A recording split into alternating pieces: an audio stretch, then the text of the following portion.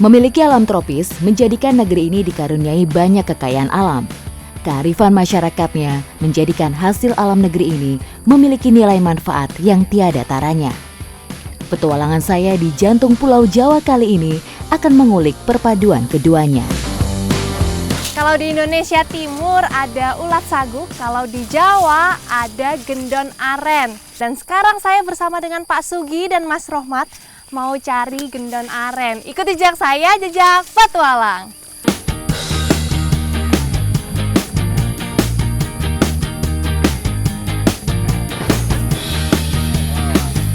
Nah, jadi ini nih batang aren yang udah diambil gendonnya. Mudah-mudahan hari ini kita dapat banyak. Ayo Pak, ini nggih Pak. Tidak sulit mencari batang aren yang membusuk di daerah dengan elevasi 800 meter dari permukaan laut sini. Jadi gendon aren ini adanya di batang aren yang sudah membusuk. Untuk proses membusuknya sendiri kurang lebih butuh waktu 1 bulan nggih Pak? 1 bulan. 1 bulan untuk gendonnya itu muncul nggih Pak? Iya. Iya. Meski sudah membusuk bagian tengah batang, tapi kulit bagian luar masih cukup keras untuk bisa dibelah menggunakan kapak. Makanan sisanya. Nih ada sisa makanan dari gendon arennya, berarti besar kemungkinan ada gendon di dalam batang pohon aren ini. Inilah salah satu indikasi kalau batang yang sedang kami belah ini ada penghuninya. Ya Pak, buka Pak. Aduh. Wah, ini Pak, gendonnya gede-gede banget. Padahal biasanya kalau batangnya kecil itu gendonnya nggak banyak dan ukurannya juga kecil-kecil ya Pak. Ya. Tapi ini bisa dapat yang besar-besar. Jadi gendonnya tuh mirip kayak ulat pada umumnya. Jadi ketika di tangan itu dia bisa merambat-rambat gitu, agak geli sih. Meski memiliki badan yang lunak, larva kumbang kayu ini memiliki mulut pengerat yang cukup kuat. Mereka bisa membuat jalur dalam batang aren yang masih cukup segar. Jadi walaupun gendonnya adanya tuh di dalam pohon aren di bagian tengah, tapi cuman ngumpul di bagian yang busuknya aja ya Pak? Iya.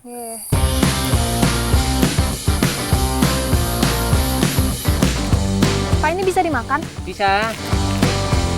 Coba Pak dimakan Pak. Ternyata nggak perlu dimasak, bisa langsung dimakan. Cobain ya Pak. Ya.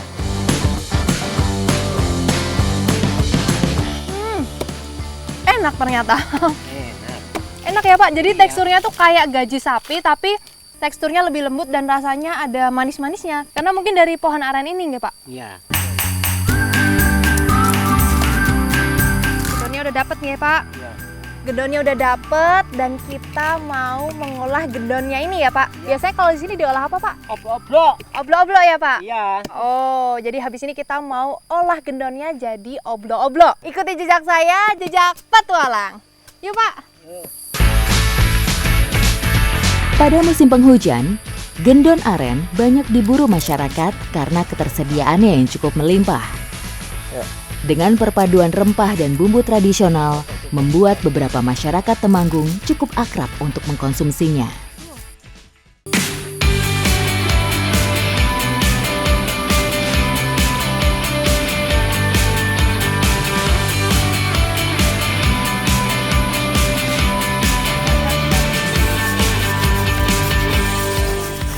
Jadi oblo-oblo itu makanan khas dari Temanggung. Dan yang spesial dari oblo-oblo adalah kuahnya kuah dari parutan kelapa. Oblo-oblo merupakan salah satu olahan khas kota Tembakau sini yang tak dimiliki daerah lain.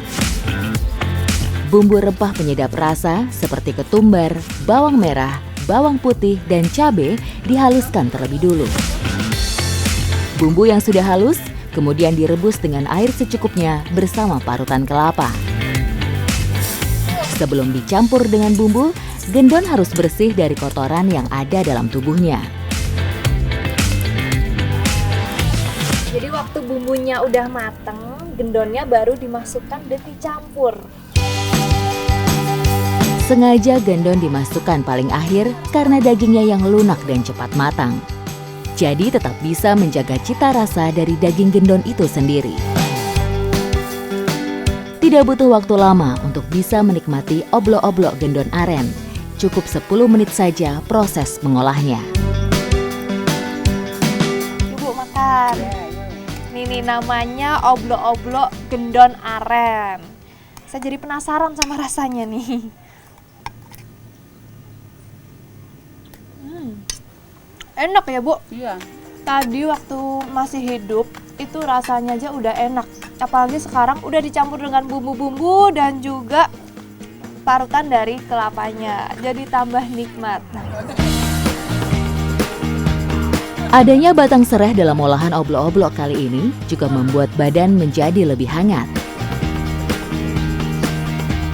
Tekstur dari gendonnya sendiri itu jauh lebih lembut daripada tadi yang sebelum dimasak. Jadi lebih nikmat ya, Bu? Ya. Gendon aren memiliki kandungan protein yang cukup tinggi. Namun beberapa masyarakat sudah mulai enggan menikmatinya karena geli melihat bentuknya. Namun bagi saya, olahan oblok-oblok kali ini cukup membuktikan bahwa kekayaan alam yang dibarengi kearifan lokal mampu melahirkan olahan makanan yang unik dan nikmat. Jadi selain rasanya yang enak, gendon ini mengandung protein yang tinggi. Jadi bagus untuk memperbaiki sel dan jaringan tubuh yang sudah rusak. Tapi perlu hati-hati, kalau kebanyakan nanti bisa alergi. Ikuti jejak saya, jejak petualang.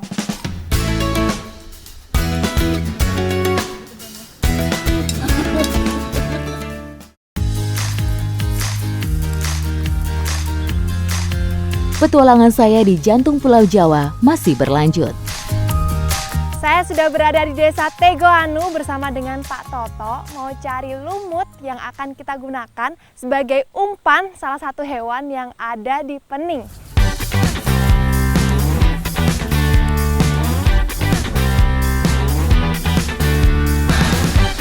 Nah, ini lumutnya nih, namanya lumut sawah.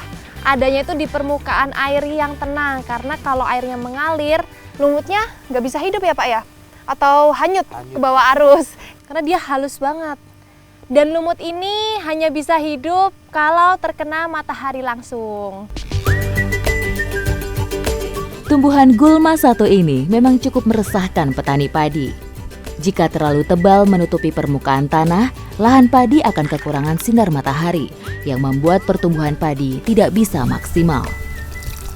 Jadi lumutnya ini kalau nggak diambil bisa merusak tanaman padi karena lumutnya tuh menyerap air banyak. Jadi kalau nggak diambil nanti sawahnya tuh bisa kering. Meski dianggap sebagai gangguan bagi petani padi, tapi lumut-lumut ini cukup bermanfaat untuk umpan biota air yang akan kami buru kali ini. Untuk lumutnya sendiri tuh beda dari lumut yang lainnya karena bentuknya tuh kayak lendir dan baunya itu amis karena dia tergenang air. Bau amis rumput inilah yang nantinya akan mengundang biota buruan kami masuk perangkap. Udah cukup ya Pak? Karena lumutnya udah cukup, sekarang kita mau ke Pening buat masang umpan. Ikuti jejak saya, jejak petualang.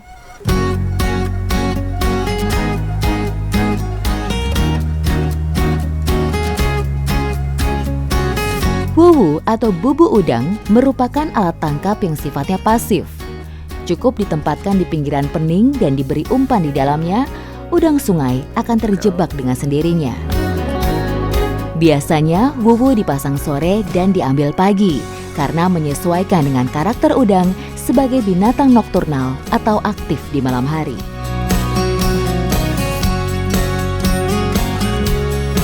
Jadi untuk alatnya sendiri itu terbuat dari payung, bener-bener tradisional banget ya Pak, memanfaatkan yang ada gitu.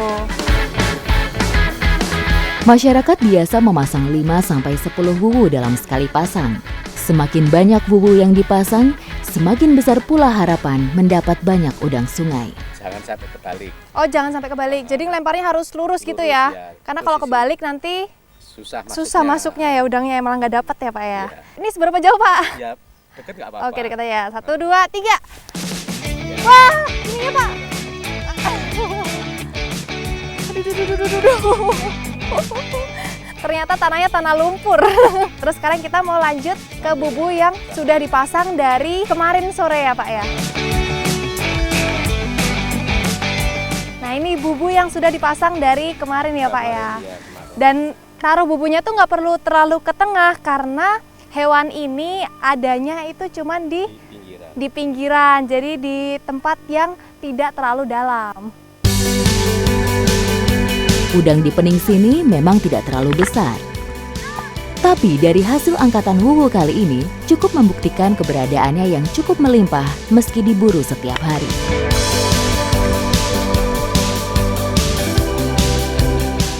Nah, ukuran udangnya itu kecil banget ya Pak. Beda sama udang pada umumnya. Dan untuk teksturnya sendiri lembut. Beda sama udang yang ada di bawah batu yang ada di kali ya Pak? Di sungai ya. Ya.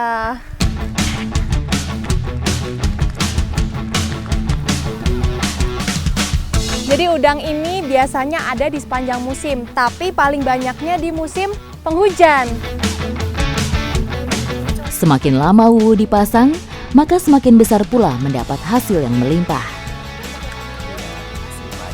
Jadi kebiasaan Pak Mu ini setelah mengambil udang dari bubu, terus langsung dimasukin lumut lagi ya Pak? Iya. Supaya dapat udangnya itu lebih banyak lagi. Meski belum memasuki musim puncaknya, tapi udang hasil angkatan 5 wuwu kali ini cukup untuk kami jadikan menu santapan kali ini. Nah, udangnya udah dapat banyak. Ini kurang lebih sekilo ada nih Pak ya. Ya. Terus sekarang kita mau olah udangnya jadi makanan yang pastinya enak. Ikuti jejak saya, jejak petualang.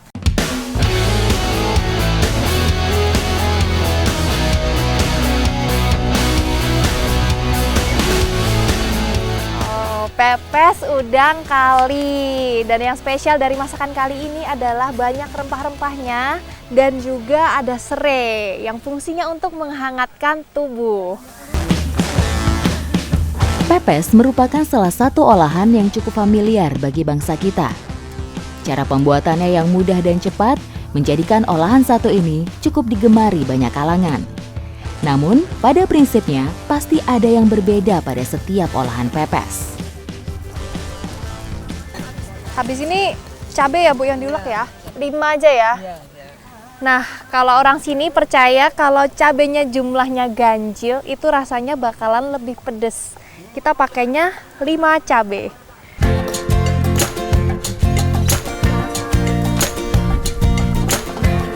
Parutan kelapa menjadi salah satu ciri khas untuk mendapatkan rasa gurih pada olahan pepes. Sedangkan tambahan gula aren akan menambah cita rasa manis pada pepes kali ini. Parutan kelapa dan bumbunya udah tercampur rata. Sekarang waktunya udangnya dimasukin ke sini ya. Monggo Bu. Karena ukurannya yang mini, jadi udang kalinya harus kami masukkan adonan dalam keadaan hidup. Hal tersebut juga untuk mempertahankan kesegaran daging udang saat dimasak. Ini udangnya tuh masih hidup jadinya agak nyentil-nyentil gitu.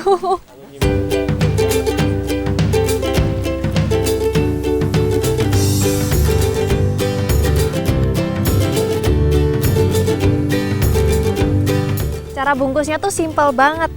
Jadi cuman dimasukin ke dalam daunnya terus bentuknya persegi panjang. Gitu aja ya Bu ya. Salah satu kunci supaya pepes bisa matang merata dan cepat, tentu saja daun pembungkusnya tidak boleh terlalu tebal. Jadi kalau pakai kuali yang dari tanah liat ini, panasnya tuh makin ini ya Bu, makin kuat. Tambah panas daripada kuali pada umumnya gitu. Ya, enak juga. Oh, dan aromanya jadi lebih nikmat. Hanya perlu 15 menit untuk menunggu bungkus pepes berubah warna dan matang merata. Jadi aroma dari pepesnya udah enak dan warna daunnya juga udah berubah, itu artinya pepesnya udah mateng.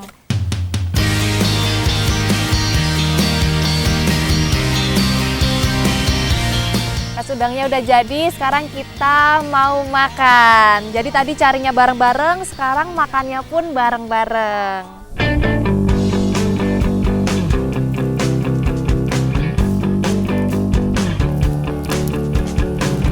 Wow, udangnya udah berubah warna jadi orange, jadi benar-benar mateng. Matengnya tuh rata. Pepes udang kali ini benar-benar memanjakan lidah. Gurih, manis, pedas, dan hangat di tenggorokan. Perpaduan ciamik antara bumbu rempah dan udang segar. Rempah-rempahnya tuh berasa banget dan rasanya tuh cenderung manis dan pedas. Karena tadi Ibu juga bilang kalau cabenya ganjil, pedas. Wow, iya bener ternyata.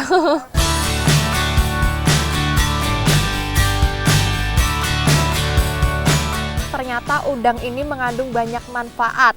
Salah satunya adalah mengandung zat besi yang baik untuk kesehatan tulang dan gigi. Ikuti jejak saya, jejak petualang.